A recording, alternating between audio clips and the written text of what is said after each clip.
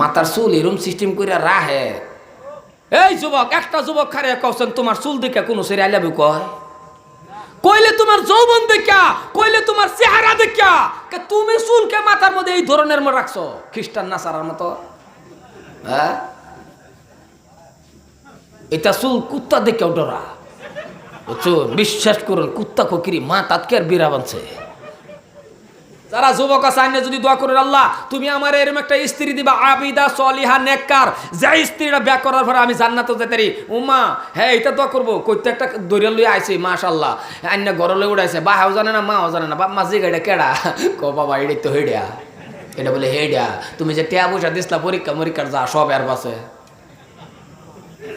3টা মাস জানা মাত্র কইতে ধরে লইয়া বিয়া করছে। 3 মাস জানা জীবনটা ভর 15-20 বছর ধরে 2-3-4 ভাই এক লগে ভাত খাইতেছে, মা ভাই এক লগে মিল আর মোহাব্বত কইতে একটা ধরে লইছে। 3 মাসের মধ্যে দেখবেন থান থান করে বেলেগ বানায় আছে।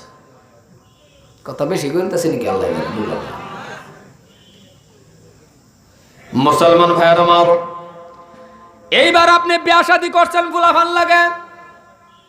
এই ফুলাফানের কথা আমার আল্লাহ পাক রব্বুল আলামিন ডাক দিয়ে বলে, রে বান্দা শুনে রাখ, হযরত ইব্রাহিম আলাইহিস সালাতু ওয়াস সালাম একজন নবী ছিল রে বাবা।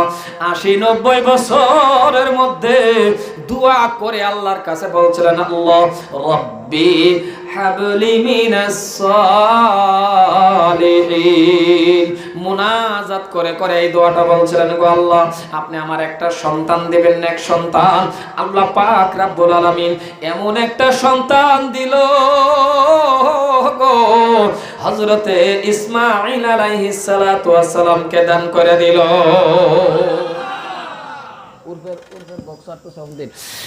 হযরত ইসমাঈল আলাইহিস সালাতু ওয়াস সালাম একজন নবী, জমিনের মধ্যে আল্লাহ পাঠাই দিয়েছে।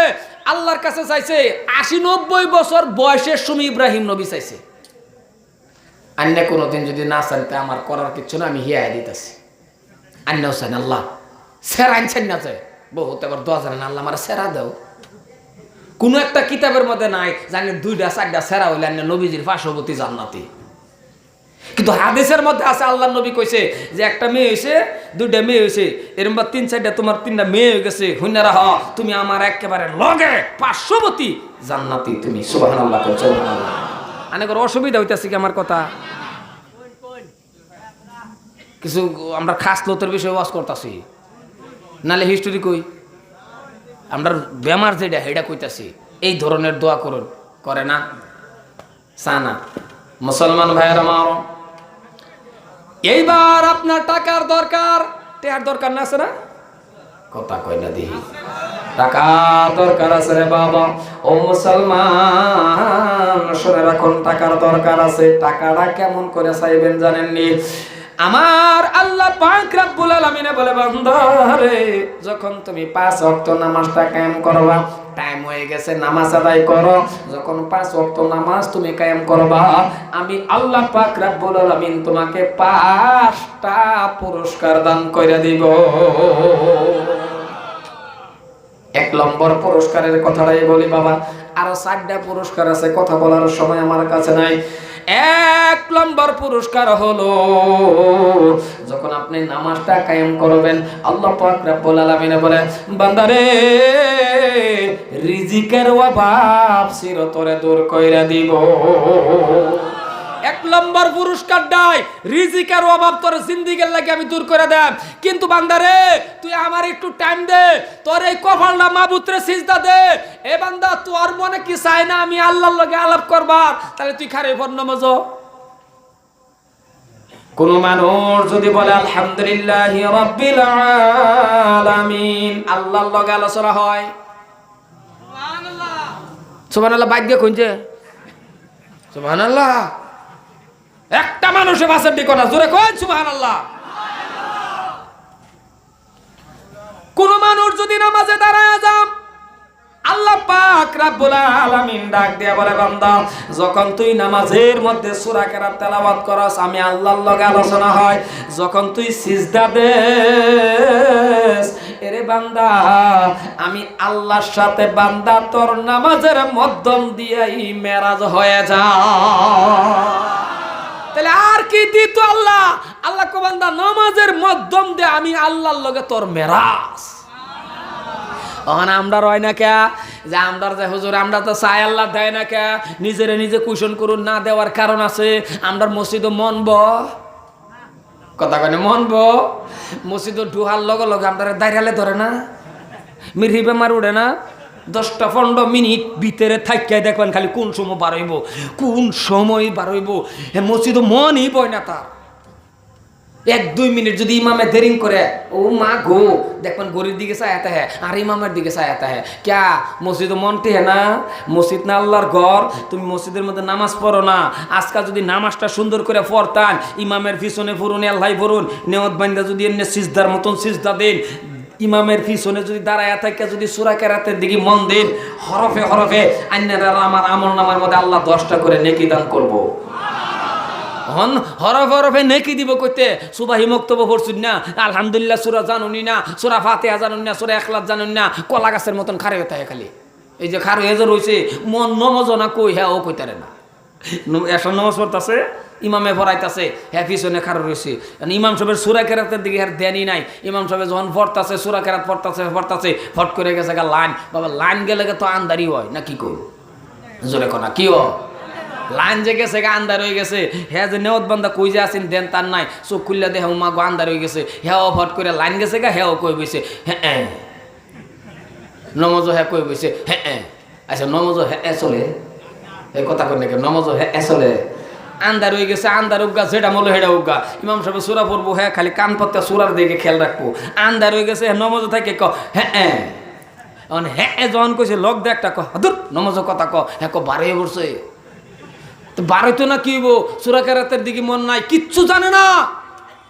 কলা গাছের মতন খারুইয়া জিন্দিগিটা 60-70 বছর কাটায় দিলেন।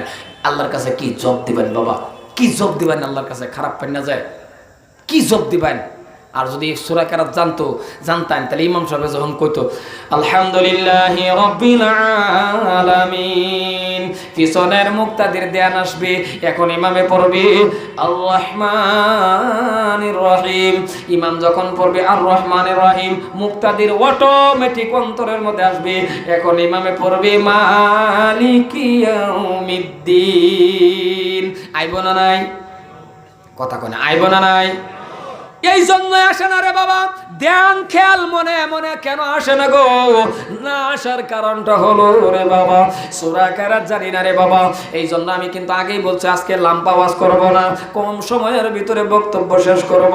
আমি আপনাদের একটা পরামর্শ দিয়ে যাই, আমার এই পরামর্শটা যদি মানেন, আমার এই পরামর্শটা যদি আপনারা মানেন, গ্রহণযোগ্য যদি হয়, তাহলে বাবারে আপনি একটা টিউশন রাখেন। আপনি টিউশনের মাধ্যম দিয়ে বাবা 10টা সূরা মুখস্থ করেন। এই 10টা সূরা মুখস্থ করেন, ফাঁকার নাফাকটা বাবা জানেন, হালাল হারামটা আপনি চিনে রাখুন।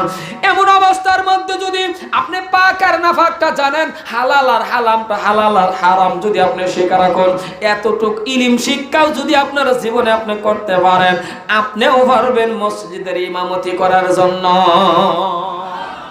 আপনিও তো পারবেন।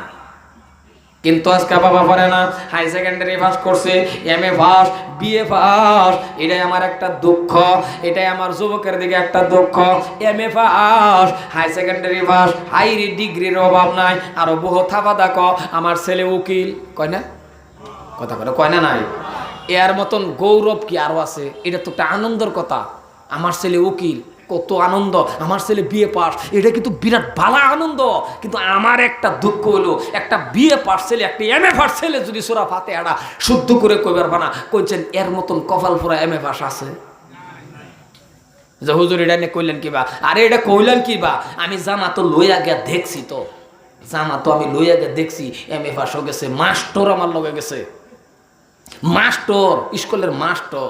এই বেড়ারও আমি লাইন ধরে জিগাইছি, কিন্তু বেড়া হেঁটে আমি পড়ছে না, করবেন কি? কালা উষা লাম্পা মুডা বেড়ার মতন বেড়া জিগাইছি আমি, কন্নি আমি জানি, জানলে কোন লাগবো, লাইনে পড়ছো। আলহামদুলিল্লাহ রাব্বিল আলামিন আর রহমানির রহিম মালিক ইয়াউমিদ্দিন ইয়াকা না'বুদু ওয়া ইয়াকা নাস্তাইন। কি ইয়াকা কো ডাবল কানা তো আছে, আমরা কো ডাবল কানা বলে আছে। আমি কই হইয়া কানা আছে, 40 দিন যাইব, কানার মধ্যে তো না। আজকে যদি একটা এমএ ফার্সেরা যদি তুমি 10টা সূরা মুখস্থ করো, তুমি যদি আল্লাহর কালামুল্লাহ শরীফটা পড়তে পারো, আর যদি তুমি ফাঁকার না ফাঁক হালাল হারামটা চিন্না রাখো, ও এমএ পাস তুমি মসজিদের ইমামতিও করবার ভাইবা। জোরে কোন সুবহানাল্লাহ। খালি যা মৌলানা হয়ে গেছে দিকে যে না হাফিজ উনি লাগবানের, মৌলানা উনি লাগবানের, মুফতি উনি লাগবো, কে কইছে? একজনে মৌলানা হইছে আলহামদুলিল্লাহ, একজনে হাফিজ সাহেব হইছে আলহামদুলিল্লাহ, একজনে বাবা মুফতি সাহেব হইছে আলহামদুলিল্লাহ, একজনে এমএ পাস করছে, লকদা আল্লাহর কালাম জানে আলহামদুলিল্লাহ, ডাবল আলহামদুলিল্লাহ। এটা কি খারাপ কথা নাকি বাবা? বাবা কিন্তু আমার দুঃখটা হইলো পারে না, 4টে 5টা ফুতাইন, 4-5টা ছেলেরে বাবা দিল নরম করেন। সত্যি করে বলেন আপনার ছেলে 4জন 5জন ছেলে MA pass, BA pass, master, এমন একটা সময় আসবে বাবা আপনিও মারা যাবেন, আপনার ছেলে মারা যাবে, অথবা আপনি মারা যাবেন, আপনার মা মারা যাবে, আপনার বাবা মারা যাবে, আপনার চাচা মারা যাবে, কেউই না কেউই তো মরে। যখন আপনি মারা যাবে গো, এবার আপনি কোন তো আপনার বাবা মারা গেছে, আপনি এমএ পাস, আপনি মাস্টার, আপনি হাকিম, আপনি উকিল, এইবার আপনি বলেন তো আপনার বাবার জানাজার নামাজটা পড়ার জন্য মসজিদের ইমাম সাহেবের কেন দরকার পড়ে?